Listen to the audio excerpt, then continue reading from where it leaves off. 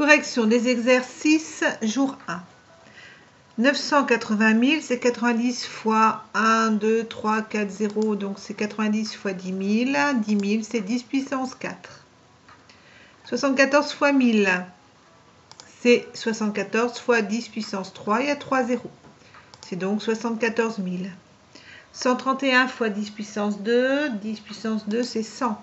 C'est donc 131 fois 100, 13 100. 182 fois 100 000, 1, 2, 3, 4, 5, 0, donc c'est 182 fois 10 puissance 5 ou 18 200 000. 2 milliards, c'est 2 fois 1 milliard. Il y a ici 9 zéros, c'est donc 2 fois 10 puissance 9.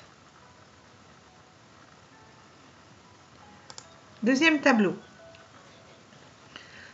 0,065, c'est 65 fois, il y a 3 chiffres après la virgule, donc ici on met 3 chiffres après la virgule.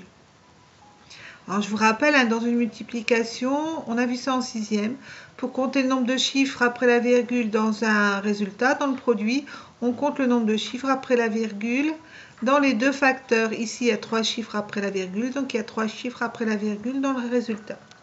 Et donc ici, 0,001, il y a 3 zéros, c'est un petit nombre, c'est donc 10 puissance moins 3.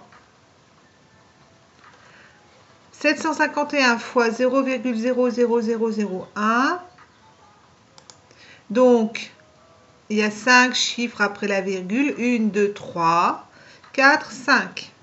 En tout, vous avez aussi 5 chiffres après la virgule. Et 0,00001, c'est 10 puissance moins 5. Il y a 5 zéros. 91 fois 10 puissance moins 4. 10 puissance moins 4, ça va être 0,0001. 4 zéros, 4 chiffres après la virgule.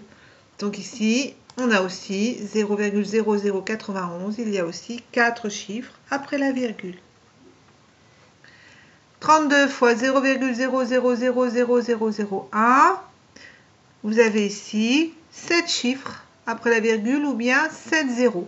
C'est donc 10 puissance moins 7.